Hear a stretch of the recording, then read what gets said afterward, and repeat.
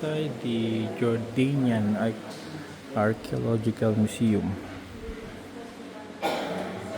Dami ko na learn ng mga words dito ba.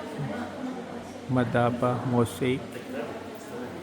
You go here, no?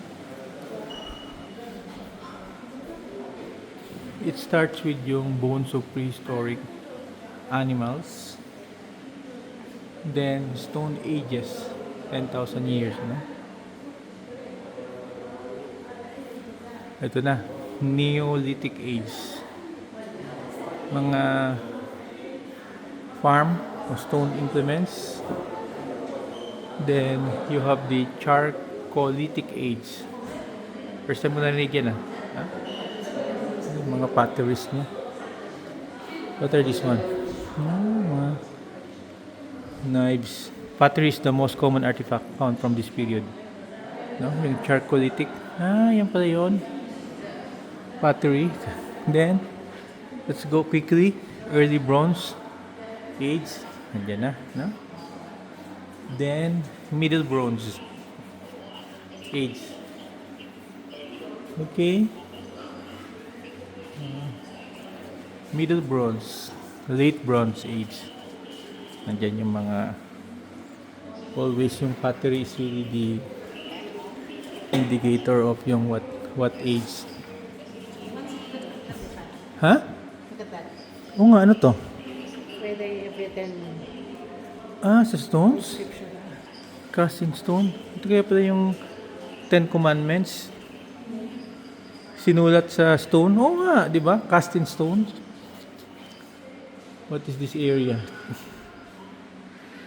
So rich. Naging cool. So cultured naman tayo dito. What about this area?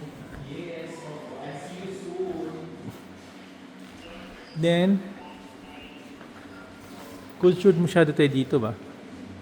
Iron Age. Of course, start ng use ng iron. Iron Age 1, 2, 3. Ito na simula yung Greek civilization. You have the Hellenistic Age. Dito na yan, ha?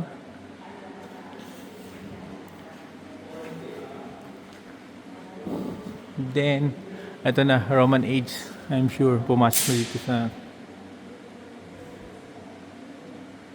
Nauna yung Roman Age, of course, no? Byzantine Age. Then, yung going modern na, yung Islamic Age. Up to 1916 pala, Islamic Age, no? 1916. Nakalagay niya yung cut-off. Okay. So rich na.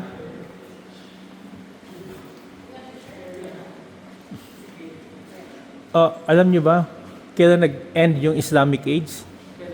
Ha? 1916. Okay.